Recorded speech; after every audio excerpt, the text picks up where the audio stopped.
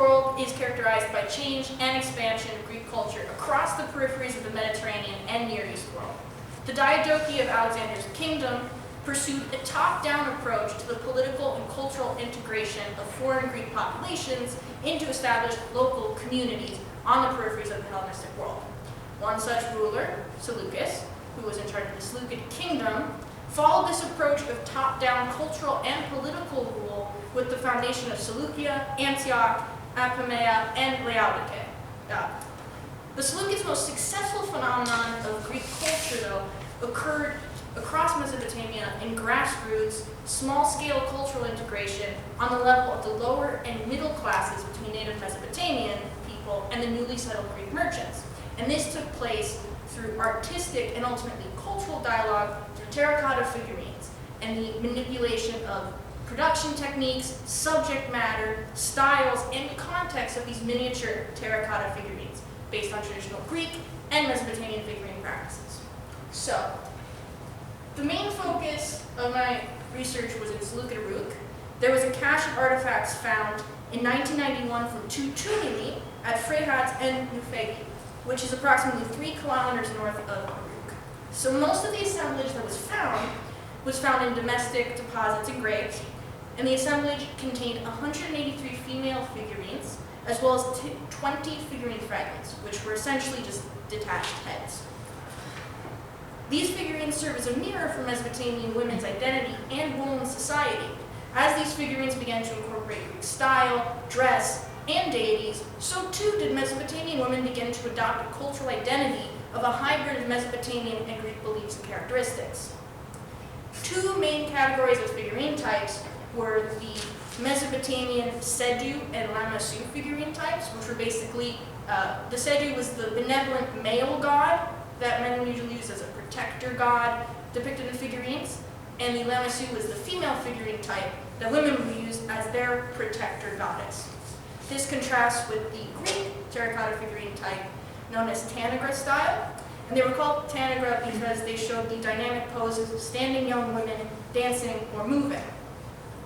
So based on the standard characteristics of traditional Mesopotamian and Greek female terracotta figurines, 5 distinctively Hellenistic female figurine types as a hybrid of Greek and Mesopotamian qualities were created, and this exemplified the adoption of Greek culture into Mesopotamia through the movement of Greek influence on local Mesopotamians. So, the first type of Hellenistic Babylonian female terracotta figurines is called the traditional Mesopotamian type, which is exemplified through BM 92215. So this figurine combines the Greek production technique of double molding, which basically means that the walls of the actual figurine are a lot thicker and are meant to be more durable. And it also features the traditional Babylonian pose of a frontal naked woman clutching her breasts, which is one of the 3 main poses. So the double mold allows for the figurine to be formed in the round, which was a typical stylistic choice of Greek Hellenistic sculptors to give intricate detail to the actual subject's physical features. In this figurine, the double mold is used to emphasize the posterior of the female subject. Aesthetically, the figurine features a crown, which would have been common in Babylonian terracotta figurines, which an elaborately detailed braided hairstyle on both the front and back of the head, though, were indicative of Greek Tanagra style. These figurines of this type, made in the double molds, were meant to be thick-walled, like I said, vertically stable, and durable, which suggests that the artist designed this figurine and others of this type in order to be durable so that they could endure repeated handling in its context, which would have most likely been temple or shrine-based worship, which was a typical Greek context for these figurines. This is, like I said, typically Greek in context, and to find such a Mesopotamian style in a Greek context exemplifies that this Greek culture and influence was infiltrating into Mesopotamia on a grassroots level voluntarily through the production of these figurine types. It also exemplifies an artistic dialogue between Greek and Mesopotamian figurine manufacturers, which became later on a larger cross-cultural dialogue of Greek and Babylonian practices and ways of life to introduce Greek style, Greek religious practices, and Greek scientific inquiries into the human body into Babylonian households. So the second terracotta figurine type is the Persian type, which is reflected in BM 94-344. Although this figurine pose is typically Babylonian, this figurine features distinctively Greek production techniques because it is also double molded, and it has the typical dynamic nature of Tanagra figurines through the arm movements, as well as the typical Greek activity of religious shrine-based worship through the depiction of a mortal girl offering sacrifice. The combination of Greek and Babylonian elements introduces Greek practices of religious worship into local Babylonian people's lives, which through the introduction of these figurines into their households would have influenced their own personal practices of religious worship, as well as their beliefs of ideal hairstyles and body types through the figurines' Greek style of exaggerated anatomical proportions with an extremely narrow waist and very wide hips. The hairstyle is a three-pointed headdress, which is actually exclusively a local invention of Seleucia and Babylon. Consequently, this cross-cultural dialogue led to the gradual acceptance of Greek ideals of religious worship, ideal physical appearance, and hair types and ways of life. This cross-cultural interaction exemplifies that local Babylonians and Greek settlers were clearly engaged in more than just personal preference of functional and aesthetic choices in their terracotta figurines.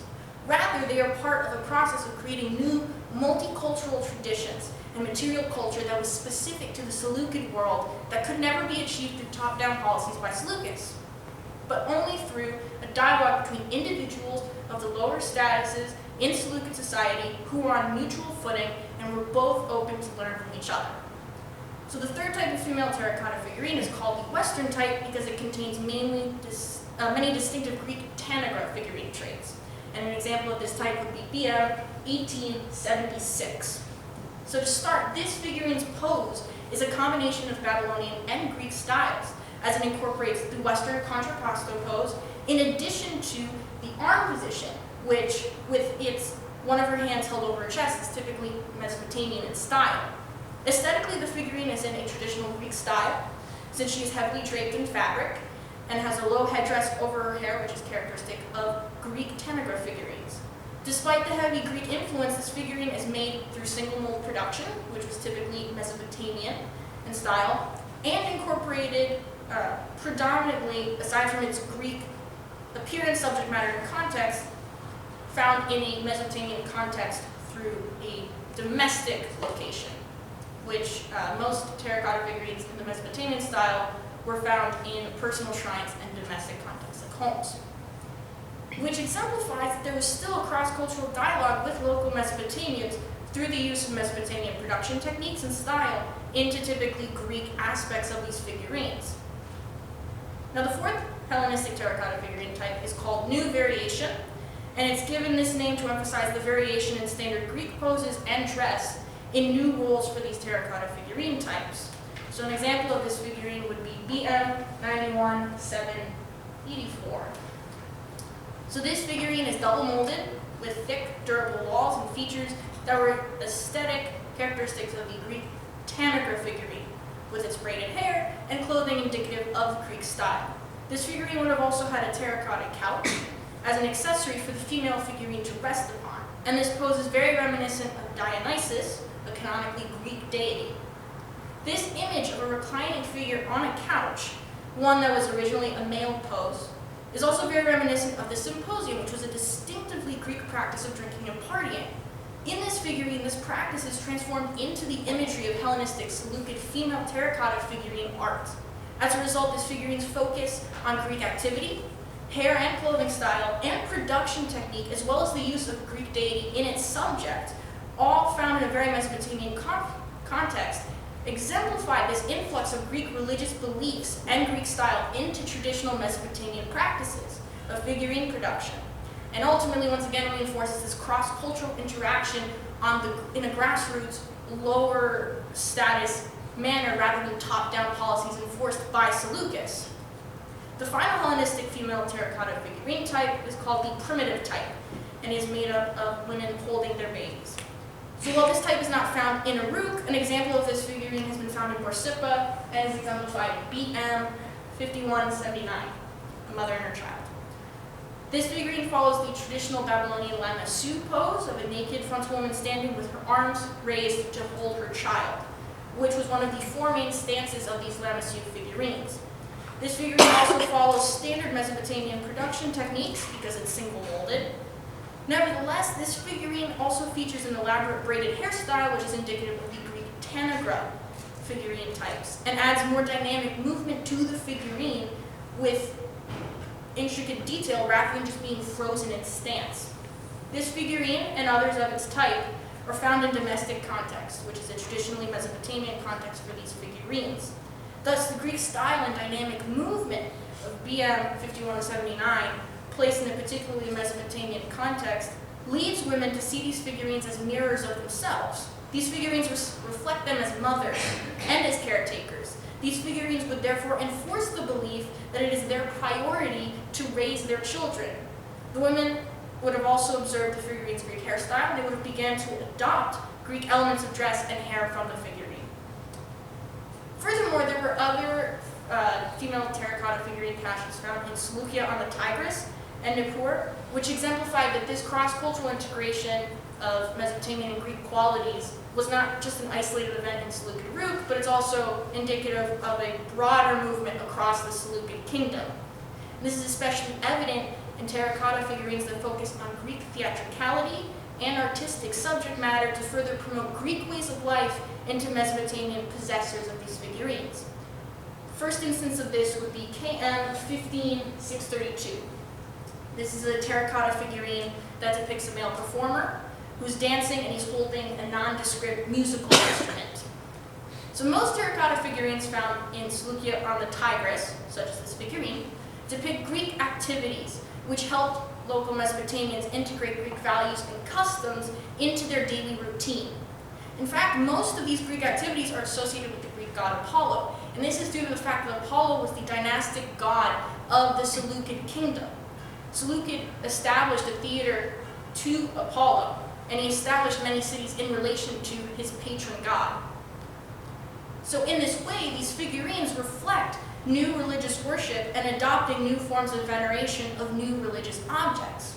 Thus, Mesopotamians would introduce terracotta figurines into typically religious contexts as votive offerings in temples and shrine-based worship as they gradually adopted Greek culture, religious beliefs, and Greek deities like Apollo, such as this terracotta figurine, which was actually found in the theater that Seleucus had built and dedicated to Apollo.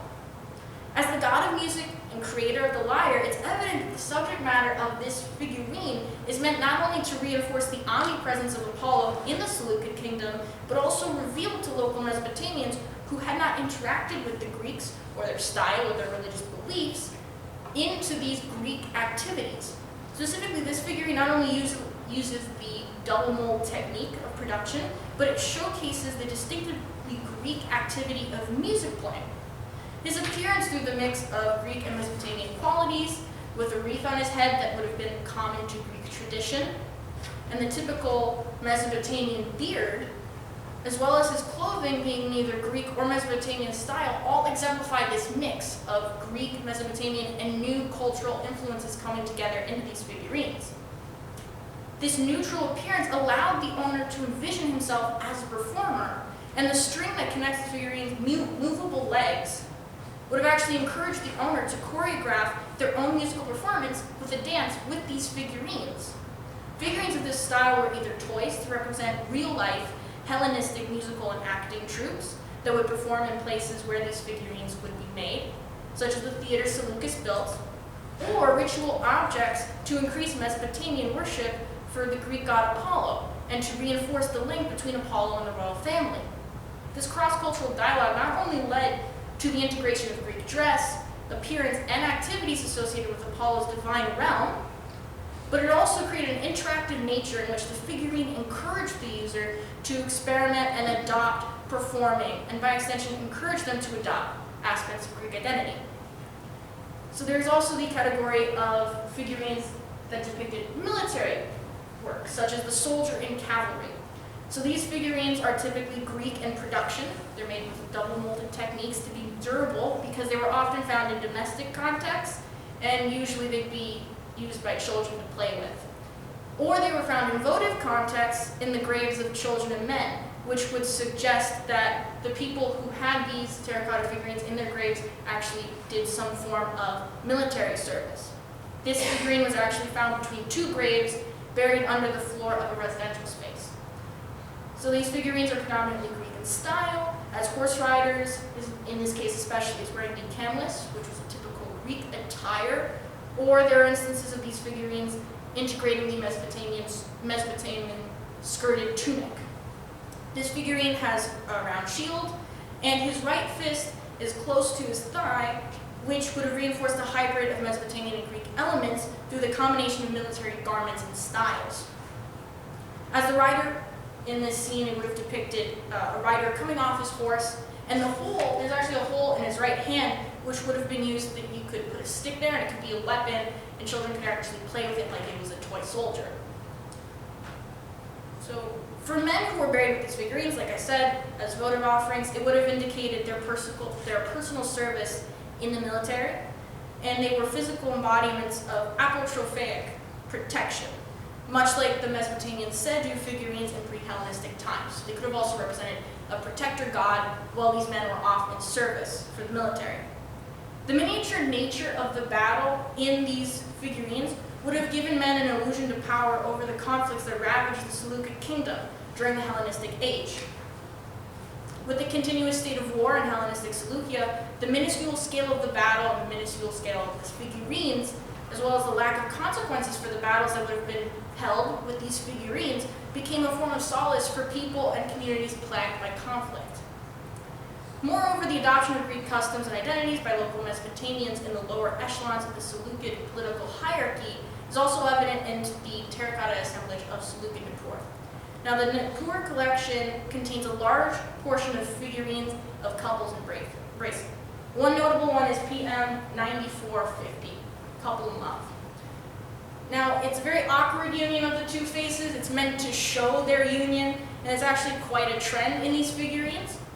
The actual characters in the figurine are meant to be Eros and Psyche, typically Greek deities. And the messy combination is meant to invoke the imagery of the story of Eros and Psyche. The integration of Greek customs and religious figures, as shown through the subjects of Eros and Psyche into local Mesopotamian culture, occurred not through a top-down royal decrees to worship these figures, but through local artistic dialogue between Greek and Mesopotamian terracotta figurine makers. This figurine's small size and its mix of Greek and Mesopotamian qualities created a relationship of intimacy and served as a mirror for the user. Thus, it's the relationship between the figurines rather than the identities of the figures themselves that's important to the user, since the user would apply their own identity to the figurine. This association with the figurine by the user would have reinforced the movement of individualization in the Hellenistic world, which focused on the individual person as the point of experience, agency, and interdependence between religions. Hence, individual viewers of this figurine and of this type of couples embracing would see their ideal relationship between the lovers, and it becomes a point of agency for them to culturally transition away from Mesopotamian ideals into a hybrid of Greek and Mesopotamian culture. Overall, based on the assemblages from Uruk, Seleucia on the Tigris, and Nippur, it is evident that these figurines provide visual cues about acceptable and available roles within society, educating the viewer about the social space allowed to them. In their cross-cultural environment, these contexts and spaces change according to the change of cultural norms and the integration of Greek customs and beliefs in Mesopotamian communities. The social space for women was the home, and since these female terracotta figurines are found primarily in domestic contexts and depict her ideal role as a mother and a loving wife, they reinforce this connection between the female figurines and the women who would have used them as offerings or in domestic shrines. The ideal role for children, especially boys, in society was to participate in Greek social and civic life through the attendance of theater performances, practice of music, and preparation to take on a life in the military and become soldiers. Men already assumed that role of soldiers, and so the terracotta figurines of both Mesopotamian and Greek peoples. This leads to new cultural identities of Mesopotamian peoples, and as the objects encourage certain behaviors and ways of life of the users, as well as forge new personal identities of locals. The locals then created more terracotta figurines to reinforce these new identities and integrate Greek practices into their social norms. Overall, these terracotta figurines personify the Hellenistic age itself as a period of immense change politically, socially, and culturally. Greek culture collided with established Eastern tradition to create a hybrid of societal and cultural norms reflective of the people in those areas and the local reception of Greek ideals into their daily lives. Thank you very much.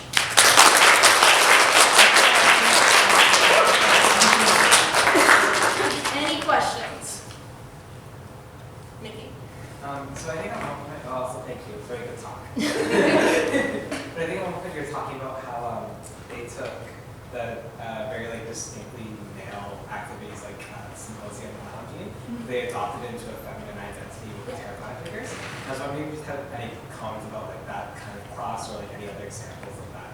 There are a few examples. One thing that I didn't mention is, well, that figurine is a woman being depicted in a reclining position. That actual terracotta type we usually find are actually males, and it's supposed to be Dionysus actually being reflected in those figurines. So it was an interesting inversion of gender in that case, but the overall trend for that figurine type is usually males depicted as Dionysus. You said the soldier figurine was in between two burials under a residential unit. What's up with that? I'm very curious to that as well. I didn't actually look into the archaeology on that, but I think it's interesting that a lot of these figurines are found in residential spaces, and the assemblage itself in Seleucid, where most of these figurines are found, it's in a domestic context, in fact. And a lot of these figurines are found in domestic shrines, because like I said, Mesopotamians and their traditional terracotta figurine types were found in personal forms of worship, as opposed to Greek, which would have been more temple-based or shrine-based. But I would definitely want to look into it. Hi, it slapped, first of all. Second of all, I think you said something about how they found either the soldier figurines or something similar to that in the graves of people who they thought were in military service, but also in the graves of children. Is that something that you said? So, do you know why the children were? So they're either found, like I said, they're either found in the graves of children or they're found in the graves of men. And to the best of the research that's been done, they can assume that they were found in graves with children because they do feature a toy-like quality to them. You know, you can put a stick into a hole into the figurine, and you can use it like a toy soldier, a lot like toy soldiers today. So it has that aspect of being more for children, but it also has this aspect of representing a man's service in the military. So grown men could have them to represent their time in the cavalry, or they could even be representatives of a protector god while they're away in war. I think I remember this from one of the courses I take. It could be lying. But I think I remember sometimes when young children died and their fathers were chariot racers or other kind of booty, sometimes they also put those kind of figurines as representative of the family and their kind of thing. Do you think that could have something to do with why they would find the soldier figurines in children's grave? I think it definitely could. I mean, in this whole sense of it being cross-cultural dialogue on a lower level, I think the fathers definitely would have wanted to promote to their sons to actually take on this Greek identity and this duty to serve their state. So they probably would have wanted to put the little figurines in the graves of their children, or to give them to their young boys to teach them at an early age what their standard or ideal role would have been in society. Thank you very much.